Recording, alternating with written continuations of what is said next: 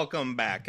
So as we talked about in the last video, we're going to go through some of kind of like the one-shots or like mini campaigns we have coming up. This time we have Caleb here. Welcome, Caleb.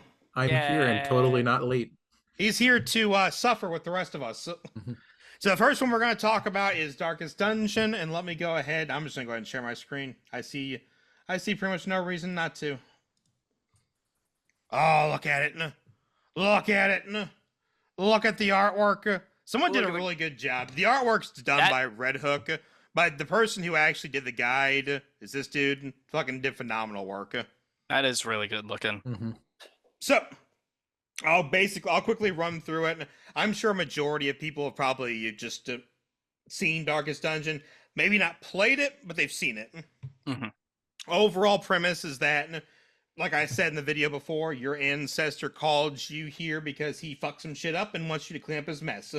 An eldritch abomination was released upon the world, and you now have to lead a totally normal party of meat shields on quests to get it done. And actually, you know what? Let me stop sharing for a second. Let me find the opening screen, and there is nothing better than the opening screen for Darkest Dungeon. That's true. And I'm gonna let Zion read it for the first fucking time right now. Uh-oh. I just need an image of it. Oh, yeah, baby.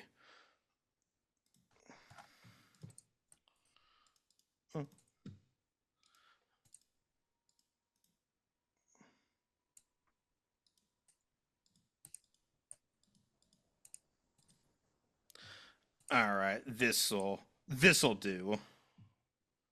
So now, to give context for anyone that hasn't played the game, when you open up the game, you get this message before it lets you start playing.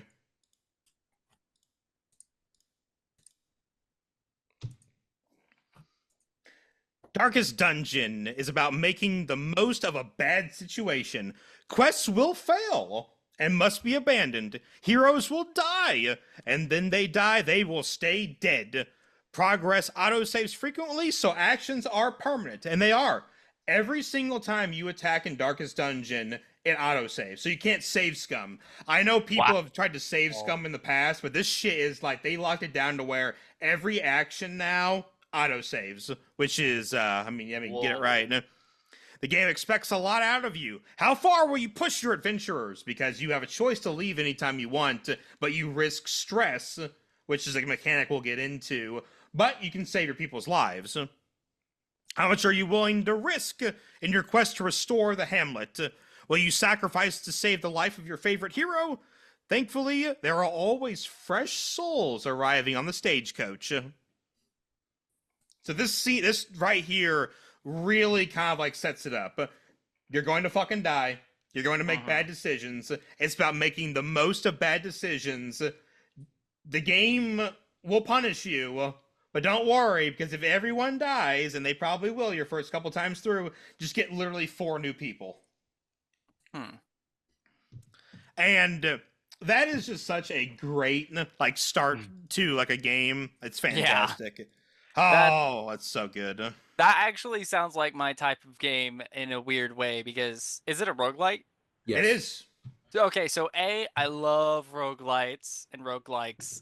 I love RPGs to some degree, and I have to say, when a game pushes me into situations that are like tough situations and I have to learn from them and just kind of learn to adapt to them, that's one of my favorite challenges ever, is learning to adapt to any situation.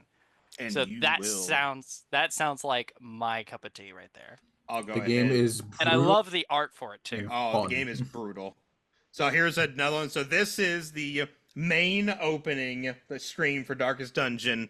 You have just the manor just sitting on top of a hill, like this eerie red glow kind of glistening off of it. Oh, it's so good. AKA they did Dracula's castle. Oh, they did such a good job with it.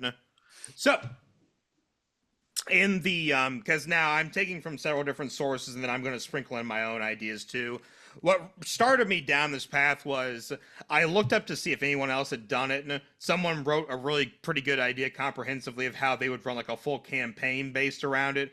They were having it to where you would do like, you know, a mystery compels you to go there and all that. And they were kind of making it like how you would run a normal campaign. I don't think I want to do that. And I feel like we have enough campaigns going around. But as a one-shot idea based on like D&D and this mechanic, I think it might run better as like a roguelike. So Yeah. you guys will go ahead and build up. Let me share this. You guys will go ahead and build up your own hamlet. So in the game, the main loop is you get here at the stagecoach, you grab some new people if you're just starting out, you go into a dungeon, you kill some things, you loot some things, you bring back trinkets and baubles, and you upgrade these various buildings. For you, Zion, it's a shame because I'm not going to go into what each of these buildings do. I'm just going to kind of let you figure it out on your own, or you'll figure it out when we start playing. It's fun. But each building has its own use. So the way I would run it is I would have like a tracker. I would try to make it as visual as possible. Each week, because the game goes by weeks, you guys would have a choice of which dungeon to go in. Dungeons are broken up into 4 categories. You have short, which is comprised of 6 to 9 rooms, and it would just be laid out on a grid, very bare bones. You would go into room to room, and the rooms have either a fight, a chest, or some kind of curio. Curios are just interactables. I would keep all of that in the game. That's interesting. You go into that, you survive, you get out with your treasure, you come back, you upgrade one of these buildings using treasure. And we're going to make it just kind of very simple. It goes up by like 100 for the first one, 250, 500, and 1,000 the last one. Something like that. Again, I don't know if one of the main mechanics is risk and reward. Yes. Where like the greater the risk, the greater the reward. Where in order for you to make a lot of progress, most likely you're going to have to make sacrifices. Yes. Mm-hmm. So, and another thing I'm keeping in the game is if you really want to go and do like a treasure heavy run, you have the option of expending your torch, no torchlight whatsoever, and walking through the halls as dark as they can possibly be. Enemies hit harder, enemies crit more, and it's harder for you to hit enemies. But if you do, the enemies drop more treasure. So that would be kind of like the main gameplay loop if we did it. And the way I would run it is basically you guys would do just the first boss fight. You guys would run 2 or 3 small dungeons, get the hang of it, and you guys would run the first boss fight. And if you guys want to continue doing it, you're more than welcome to. You know, we'll make it like a mini series or whatever. Yeah, could be fun, periodic, like if we're lacking people. If we're lacking, because there's no hard limit on how many people can be in here. From the way that I looked at how the fights are kind of set up and like the monster manual and all that, it seems like a team of 4 is probably good, but it can be run with a team of 3. Interesting. I would make it to where each of the classes have their own kind of like unique use within the dungeon. For example, a rogue.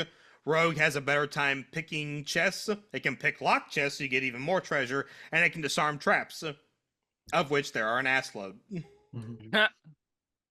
It's a dungeon, yeah, I mean. Yeah, I mean, it's going to have them. And then, let me see if I can find real quick. I don't want to take a whole lot of time trying to do it, but I want to see Darkest Dungeon Dungeons. Just so you can kind of get an idea of what the world map looks like. I think that's about the best I'm going to find right there quickly.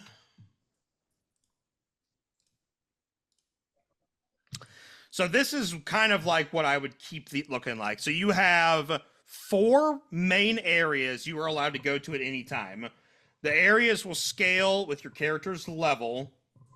And going into each place will have different enemy types, but also like different risks and rewards. The ruins are kind of like your bare bones standard stuff. It's where you're going to be going the first couple ones. This is what we would run as a one-shot. But you also have like aquatic-based, poison-based, plague and bleed based, and then like the final like penultimate like darkest dungeon itself. So what you're telling me is that they've taken the worst areas within Dark Souls and The Legend of Zelda and put them together into one game. Yes, yes, I am. Nice. Yes. Nice. Oh man. So that would be the main feedback loop and everything. You would have your team, and the one nice thing about it is, upgrading the stagecoach in the game lets you upgrade the base level at which the characters come in on. So I would say, Oh. as you beat bosses, the base level of your guys' characters would also increase. Okay. Because otherwise you're gonna be starting at level 1 forever. Yeah. And that sounds like would be shit. fun. It does sound like shit. Also, Speaking yeah, go ahead. speaking of level 1 characters, does the game have its own classes, or does it use just D&D classes? It does use D&D classes. I could try to manipulate them a little bit to kind of like better match the ones in the game. They Maybe are classes to match. correct. They are close. A fighter is basically a watered down crusader. Okay. You have the Vestal, which is basically just a cleric on crack. Gravedigger, plague person. I think it's called. It's not rogue. What the fuck is he called? There's the thief, right? Yeah, I'm trying to figure out what is Dismas.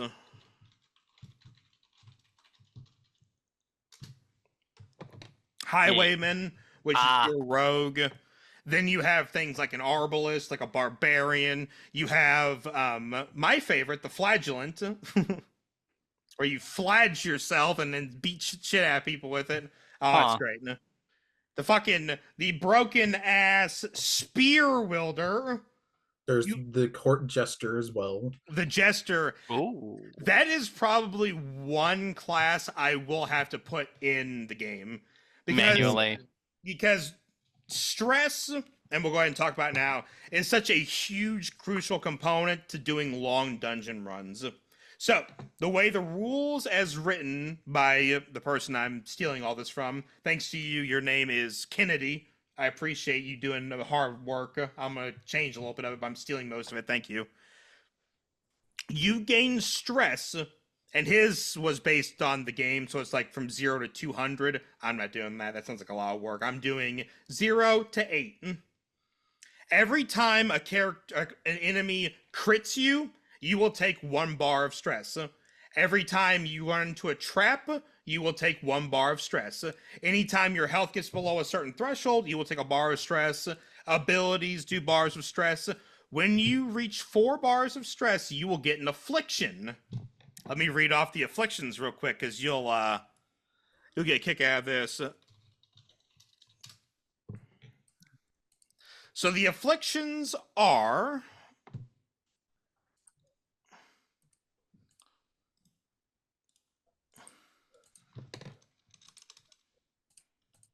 irrational, masochistic, abrasive. Is this all of them? There's no way that's all of them. There's no way in fuck that's all of them. Hopeless, fearful. Yeah. The internet is useless when you need it to work. A lot more. I just need a list of the afflictions. Like, come on now, what are you doing to me? So, let's start that over. Fearful, paranoid, selfish, masochistic, abrasive, hopeless, irrational, and rapturous. 8. Huh. These will be done on a 1d8 basis, and every single one of them has their own, like, different things that they'll make you do within the game. And it can be as simple as paranoid. You can't take stress healing. You can't take healing because you think that someone's going to try to poison you or do some weird shit to you. Fearful. You can't attack. Stuff like that. No? Huh. Masochistic. You have the enemies attack you because you like it and you bait them into attacking you. Huh. So, you would go through a dungeon taking stress. When you hit 4 levels of stress, you would roll a DC 18 wisdom saving throw.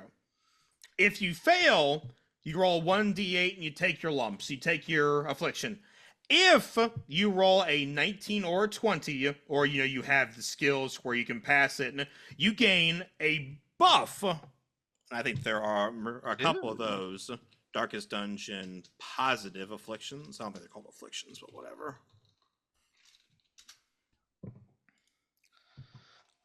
They're definitely not called afflictions. Is it called virtue? Yes, they're called virtues. There's only a couple of them. So you have stalwart, courageous, focused, powerful, and vigorous. And those are buffs. Those are dungeon long buffs that don't go away. Oh. So if you were to, like, say, get really fucked up at the very beginning of a dungeon, but you roll a 1920, or you have the stats to, like, push yourself over the threshold, you could have courageous, which basically means you take less stress, you're faster, and you hit harder. You can have that through the entire dungeon. Wow. What happens whenever you leave the dungeon back to your hamlet? If you still have stress, you have to pay money to de-stress. And what if you have those virtues? You get a special buff. When you get back to the hamlet? Yes. Oh, interesting. The way that it works in the main game is you go back. If you go into the tavern, you go anywhere basically that gives you a positive thing. You get more positives by being virtuous and going into them. For example, if you go to where you have like quirks that go on the character, you get more quirks removed from doing certain things. You can spend more money in a tavern. You can have more people get like stress relief. It's just more helpful. Okay, interesting. Do those all reset when you go into a new dungeon? That it does. Well, Okay. no. So only the virtuous. The part. virtues and the what are they called? The afflictions might not. Okay. So when you come out of a dungeon, if you are afflicted, I think by taking the 1 week off and not sending them back in, it goes down, but it doesn't go down by very much. So you could go back into a dungeon with literally 90 stress, and you only need 10 more to hit another break.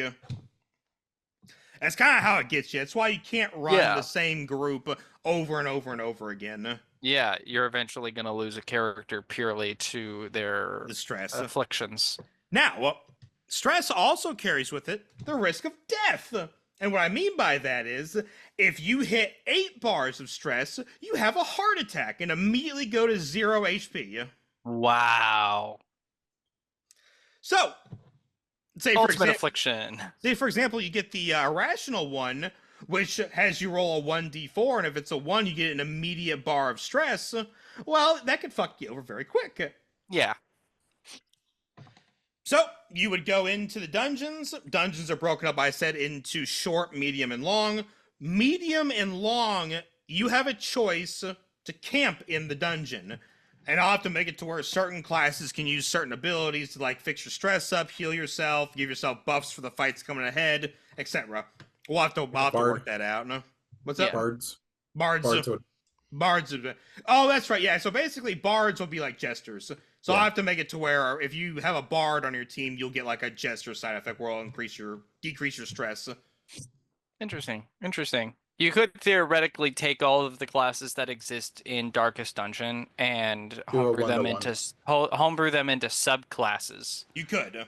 I think I and might then do put that. them under other classes so that they get those features and traits from the game while still feeling familiar to us. I think I might do that then. It also makes it really interesting for us because now we get all new builds that we're like, ooh, we've never seen this before.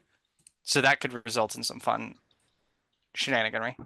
Because we're not running this anytime soon, I don't think. No. So you have plenty of time to homebrew that. Because let me read through the classes real quick. Abomination, which is basically your very fucked up, traumatized druid. Okay. Antiquarian's the only one that's like super important for the actual game. Doesn't really have someone in D&D like types. Okay. Oh, it does. Antiquarians are fucking useless combat wise. So they're like a ranger. Perfect, makes sense, right? I'll tell you what though. You want to run an antiquarian. Antiquarians give you an assload of money. Assload of money. They can't do shit combat wise, and if they're not built properly, they're kind of useless. But holy shit!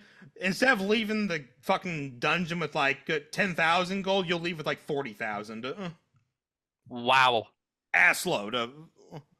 Damn. Arbalist, which is basically ranger but better. Okay. Bounty hunter is another one. It's kind of like a fighter. Kind of, not really. We'll have to figure out what we want to do for that. And Crusader is your fighter, just straight up. It's basically a fucking... Well, I mean, Crusader might be Paladin. We might do that. And Bounty Hunter is fighter. Crusader's Paladin. Grave Robber. Blood Hunter. Blood Hunter. That's probably not bad. Well, no, Blood Hunter would be fucking... The, what do you call it? Flagellist. The Flagellant, yeah. That makes a lot of sense. Hellion is Barbarian. We'll have to figure out what we want to do with Grave Robber. Grave Robber might just be like a rogue one. So that way, if you want to run like 2 rogues, you could have a choice of what you want to do. Because Highwayman is basically a rogue 2. Houndmaster, which is another kind of like Druid where you get a dog. Ranger. Jester, we already said that's a bard. Leper, I don't know what the fuck you'll be, but I'll figure it out. Spoilers, I fucking hate you, Leper. Probably Druid. Fucking hate you. The Leper hits really hard. The problem is it always is like a fucking negative to its accuracy, and you will miss a lot.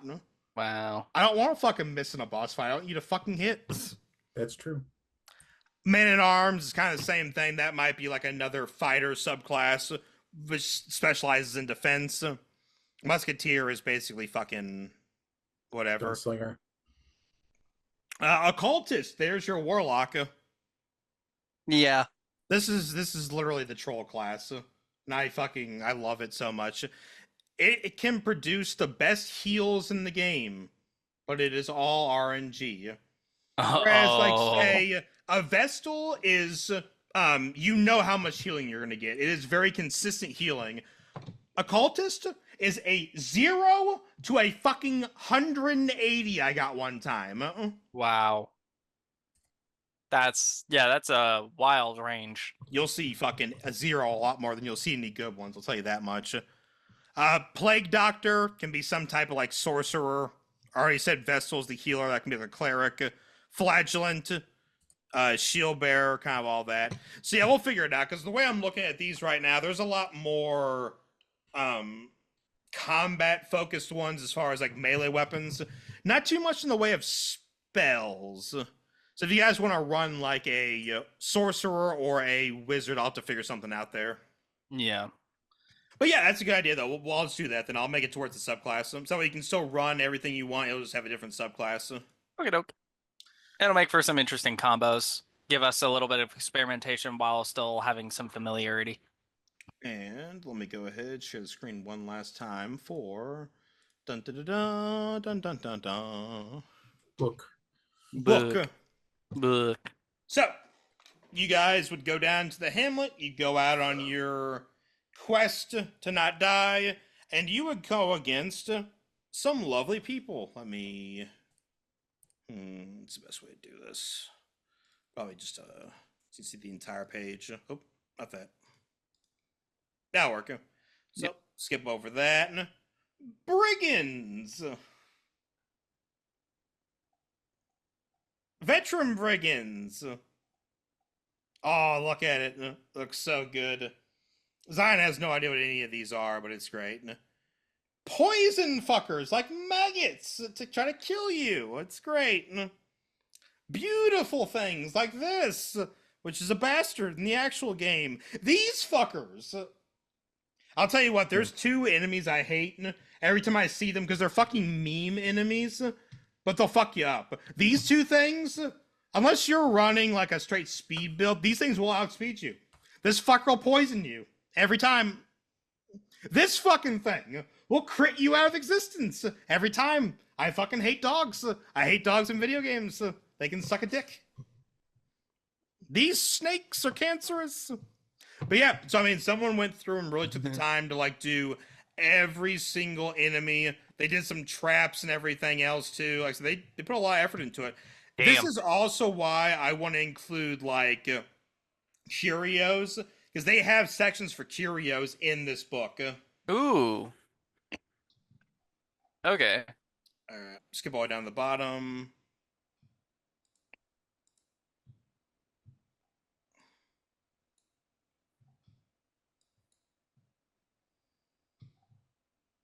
This fucker is why I won't probably complete Stygian mode, because he one-shot someone with a crit, and I hate him. Fair enough. I had to just put that in there. This is probably something I will do, because this is like your roleplay aspect here. So in the game, when you do like important things, you have a beautifully voiced narrator that says these lines. So, I don't know, say that you find treasure. Which one is it? Find treasures at the bottom. Find treasure at the bottom. Is that the one I'm looking for? What the fuck would it be under? Death cannot be escaped, but it can be postponed. Oh shit, there's a whole nother page I just didn't Oh my see. god. That's what I was looking for. That's a lot.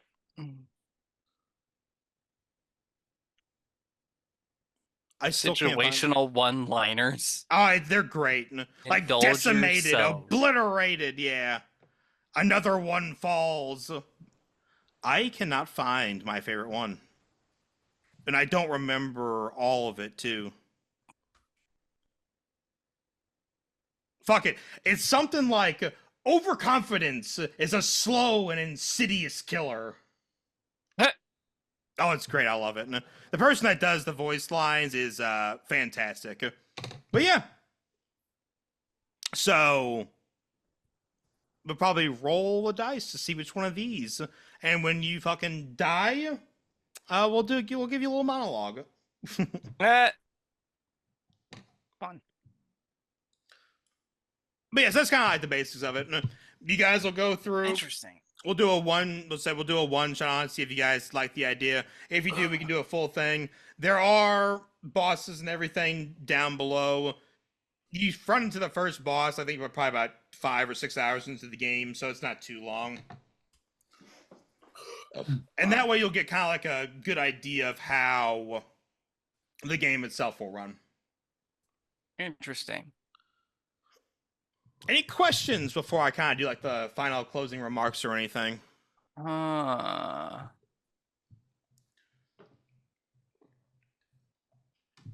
I don't think so. Oh, yes, I did have one. Where Yes. can we find that PDF? I will have to put this somewhere. I'll put it on Drive. Ah, but where is it found, sir? Because I'm sure other viewers would like to know where it is. This, I guarantee if you type in like Darkest Dungeon Monster Manual, I bet it pops right up. I will challenge you on that. Darkest Dungeon Monster. How can I not spell? Why am I just bad at spelling? Manual. Yeah, so if you D&D type Monster it in, Manual. yeah, it's Is now complete from Tumblr, and you can download from there. Get the PDF here. You can even get like tokens. Yep. Wow. don't wanna make your own. Yeah, that was easy. Yeah, like I The said, Creature Codex. Interesting. it's weird that I found like someone who did rules before I found the monster manual. And now that I found the monster manual once, it's like all I find when I type in Darkest Dungeon rules. That's good old cookies that work there, people, for who know how the fucking internet works. You Yeah. spying bastards. Yeah. But the rules that we're going off of are really good. The affliction ones are good. Again, the person who did the majority of the hard work did it as a full campaign. I think it probably works better just rapid fire. Yeah. In and out. I have to look more into the Citadel rulings. I do want to fuck around with that a little bit, especially if you guys are going to be in a Hamlet. And I think after my current campaign's done, I would like to run something really different. Yeah. I was thinking something more like a Red Brand, like something more close to Game of Thrones, where it's not so harsh on the, what do you call it, fantical elements. Yeah. It's more like in fucking reality. Okay, that makes sense. That makes sense. Yeah, I get what you mean. I'm very much like that in a lot of how I like to run my shit. Plus, I liked the idea I did with mine, kind of like separating you all from, the normal world. You've been trapped on this island for damn near a year and a half now. Yeah. It was a good idea. I'm glad that we got through it, and I'm glad that the elements worked out, especially the boss fights and kind of things you guys have run into. Very quickly, though, I'm starting to see, like, the end is rapidly approaching. Like, you guys have your final quests and everything. There isn't a whole lot to do because you guys have been everywhere. Now, if it was, like, a full world, you could go out and explore more, but I kind of kept you guys contained. I think that's, like, probably one of my gripes. Like, it was a good idea at the beginning, but at the end, it's kind of like, well, I mean, I could try to railroad them a little bit and take them off on a tangent, but what's the point? Yeah. I'm just going to keep it concise. You guys have your 2 side quests now. Go kill the traitorous bitch Alluvia, and then not get fucked by mind flayers is your fucking, like, sub-objective. Yep. So I said, I'd like to do something contained, and then afterwards do something that's not so, I guess, what's the word? Open-ended. Maybe, like, one-dimensional. Yeah, something a little more expansive. Because I will say, though, in writing the, it's been good experience, like, just running it as the DM again. Yeah. I wrote more about the places this time than I did about the people. Which is fair. Because, like, the places you guys run into, especially, like, the Abyss and all that, and, like, getting all of those sorted out, I think I'd like to do the opposite. I think I'd like to do more people.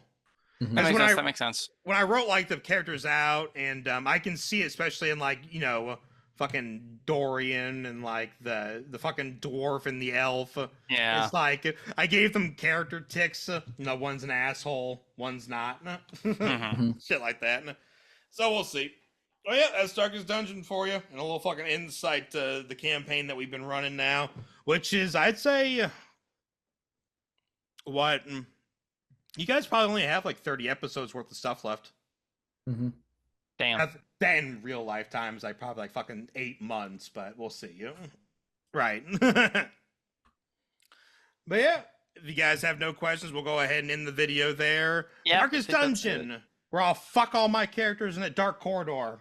Yay! Like, I don't do that already. I mean, like, I know, right? I'm like, you basically just taken your current campaign and stripped the role play out of it with Darkest Dungeon. I have, yes. And that's just basically how it goes. So, I mean, let's be fair here, right? And I love Bill. Bill, if you watch this, my heart goes out to you. Fuck you and fuck Inslee.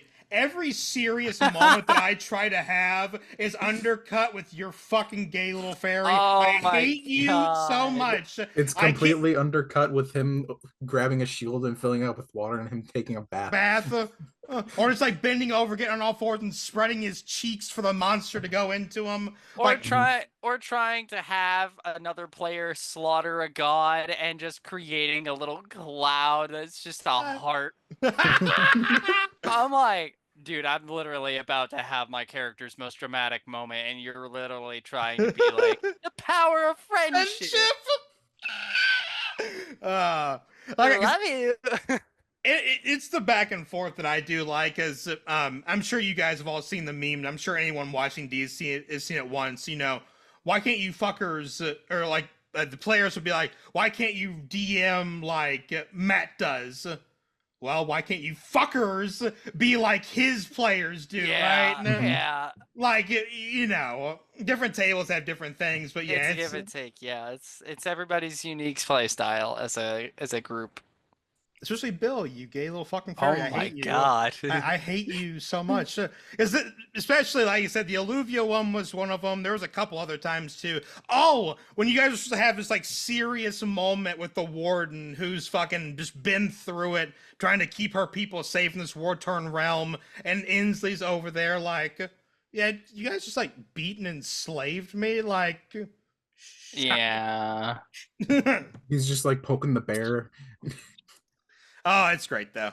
I wouldn't change some of the moments we've had in that campaign. I for know. nothing. It's been so good. It's such a good time.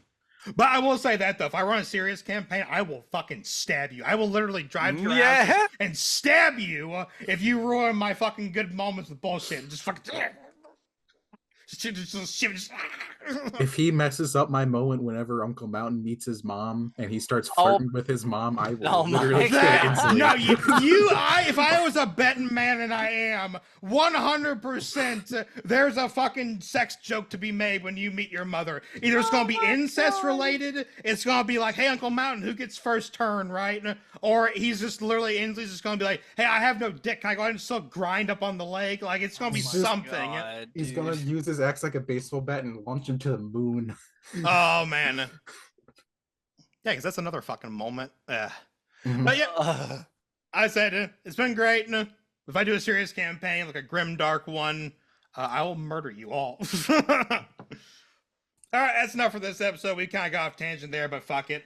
You see That's how we do. That's TPKhaos. Yeah, it's like, what do you expect?